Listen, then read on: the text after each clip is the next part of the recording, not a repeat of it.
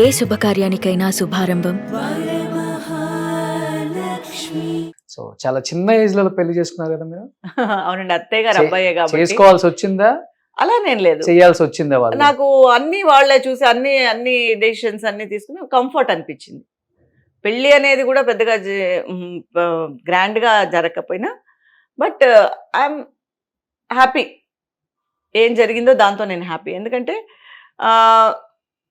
నాకు ఎక్కడ అదే చెప్తున్నాను కదా, కళలో కోరికలో లేకపోతే ఇదో అవంతా పెద్దగా ఏం లేదు. సో నాకేంటంటే నేను హ్యాపీగా ఉన్నా, ఇండివిజువల్గా నేను హ్యాపీగా ఉన్నా.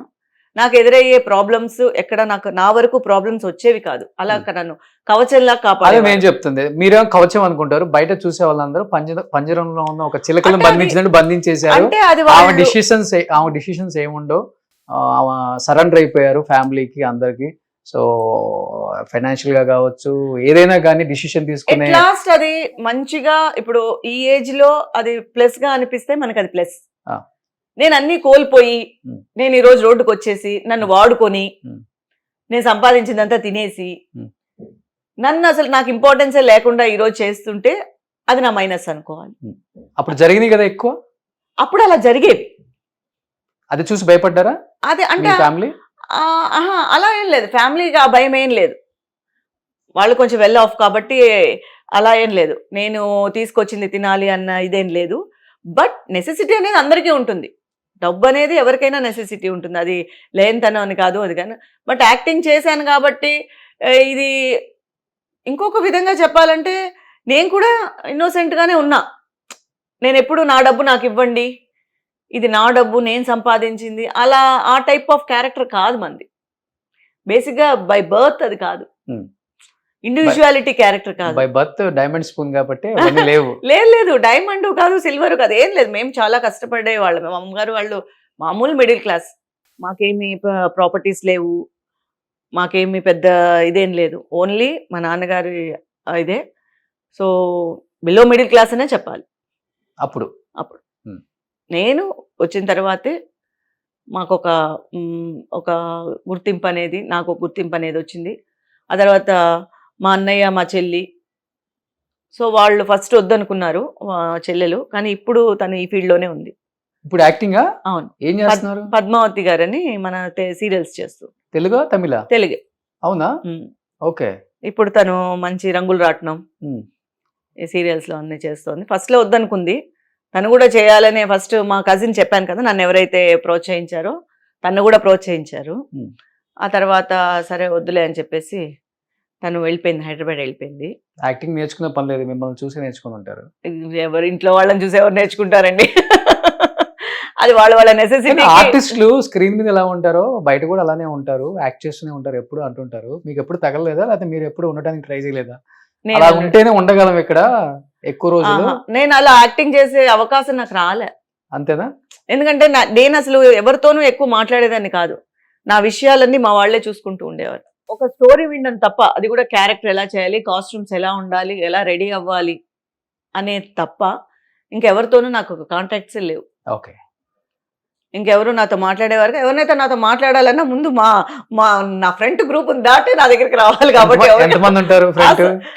ఉండేవారు మా అమ్మగారు, మా మామయ్య గారు ఉండేవారు, మా హస్బెండ్ ఉండేవారు, మా అమ్మగారు ఉండేవారు.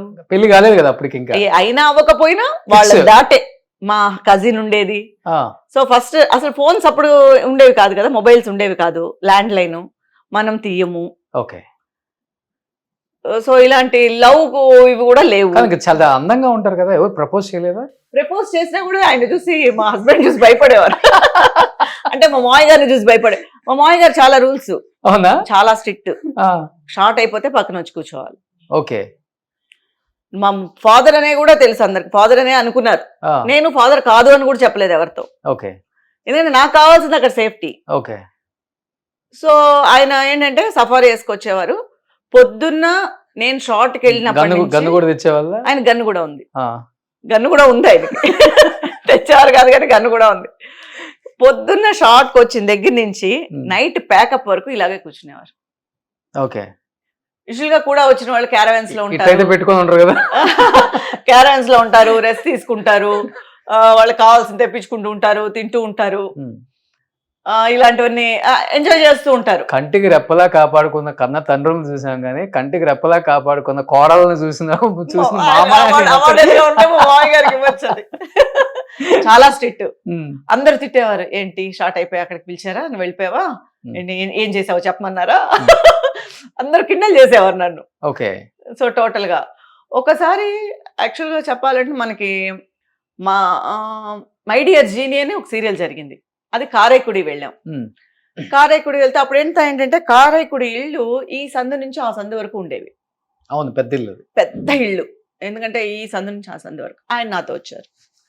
వాళ్ళు ఏం చేశారు, లేడీస్కి అంతా ఒక చోట ఇచ్చారు. సో సీరియల్ లేడీస్కి అంతా అదేంటంటే పెద్ద వసారా లాగా ఉంటుంది.